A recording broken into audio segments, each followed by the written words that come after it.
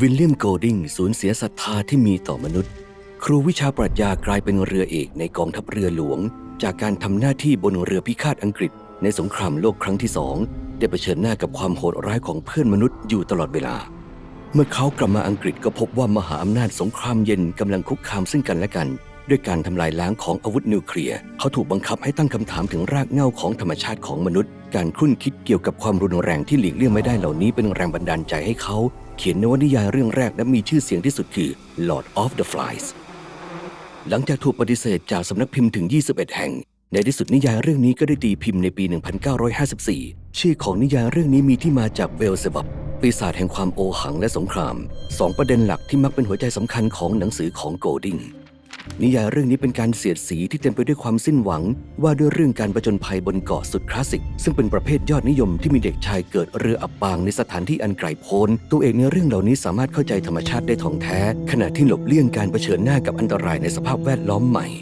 ประเภทนี้ยังกล่าวถึงเรื่องราวของเจ้าอาณานิคมตัวปัญหาที่พบในผลงานของอังกฤษหลายๆชิ้นในยุคนั้นซึ่งเด็กชายจะสอนชนพื้นเมืองบนเกาะเกี่ยวกับคุณค่าของชาวอังกฤษที่ถือว่าเหนือกว่างานเสียดสีของโกลดิงยังไปไกลถึงขั้นใช้ฉากและชื่อตัวละครจาก Coral Island ของ R.M. Ballantyne ซึ่งเป็นหนึ่งในนวนิยายผจญภัยบนเกาะที่เป็นที่ชื่นชอบมากที่สุดแต่ขณะที่หนังสือของ Ballantyne ทำให้ผู้อ่านยินดีได้ประโยชน์และมีอารมณ์ขันที่ล้นเหลือแต่ผลงานของโกลดิงนำเสนอสิ่งที่มืดมนกว่านั้น Lord of the Flies เปิดเรื่องด้วยเด็กชายที่อยู่บนเกาะอยู่แล้วแต่บทสนทนาท่อนเล็กๆได้บอกใบ้ถึงการเดินทางที่น่าหวาดกลัวของพวกเขาคือเครื่องบินของพวกเขาถูกยิงตกลงมากลางสงครามนิวเคลียร์ที่ไม่อาจทราบได้กลุ่มเด็กชายอายุราว 6-13 ปีล้วนไม่รู้จักกันทุกคนยกเว้นคณะร้องประสานเสียงที่แต่งกายด้วยชุดเครื่องแบบสีดำและมีเด็กชายที่แจ็คเป็นหัวหน้าเช่นเดียวกับใน Coral Island ของบาเลนไทน์บ้านหลังใหม่ของเด็กชายดูเหมือนจะเป็นสวงสวรรค์ที่มีน้ำใสสะอาดที่กำบังและแหล่งอาหารที่มากมายแม้แต่จากหน้าเปิดเรื่องของนวนิยายความมืดอันน่าขนลุกถูกแขวนอยู่เหนือสถานการณ์ที่ดูเหมือนสงบสุขนี้เงาของเด็กชายดูคล้ายสิ่งมีชีวิตสีดำคล้ายค้างคาวขณะที่คณะร้องประสานเสียงปรากฏตัวในทีแรกดูเหมือนบางสิ่งดำทะมึนกำลังเดินงุ่มง่ามไปตามชายหาดภายใน4 ชั่วโมงที่มาถึงเด็กชายก็ผลัดกันเล่าข่าวลืออันน่าสะพรึงกลัวเกี่ยวกับอสูรร้ายที่หลบซ่อนอยู่ในป่า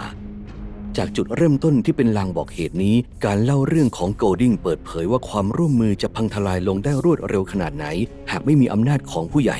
ในตอนแรกกลุ่มผู้รอดชีวิตพยายามสร้างระบบระเบียบขึ้นมาเด็กชายชื่อราฟเป่าเปลือกหอยสังเพื่อรวมกลุ่มและมอบหมายหน้าที่แต่ขณะที่แจ็คแย่งกับราฟเป็นหัวหน้ากลุ่มก็พังลงและเด็กชายเริ่มทำตามแรงกระตุ้นด้านมืดของตนเองไม่นานนักกลุ่มเด็กชายก็ลืมแผนช่วยชีวิตไม่รับฟังถ้อยคำที่พูดด้วยเหตุผลและหน้ามืดตามัวติดตามแจ็คไปที่ริมเกาะและเส้นแบ่งระหว่างสติกับความหลงผิด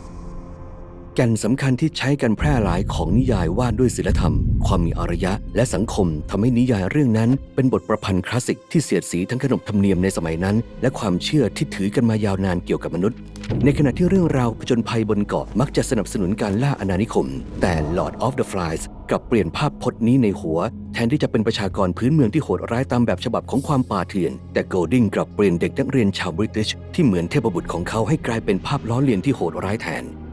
และขณะที่เด็กชายต่อสู้กันเองบนเกาะสงครามอันทำลายล้างยิ่งกว่าที่นำพาพวกเขามาก็ยังคงเกิดขึ้นอย่างต่อเนื่อง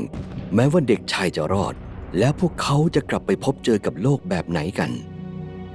การกำหนดให้ตัวละครอยู่ในสถานที่หรือยุคสมัยที่กำหนดไว้โดยให้ข้อมูลอ้างอิงเพียงเล็กน้อยจะทำให้นิยายเรื่องนั้นรู้สึกไม่ตรงยุคกล่าวคือเป็นการทดสอบธรรมชาติของมนุษย์อย่างง่ายที่สุดและแม้ผู้อ่านบางคนจะไม่เห็นด้วยกับมุมมองอันมืดมนของโกลดิงแต่ Lord of the Flies ก็สร้างความสั่นคลอนได้มากพอที่จะท้าทายผู้มองโลกในแง่ดีที่มีจิตแน่วแน่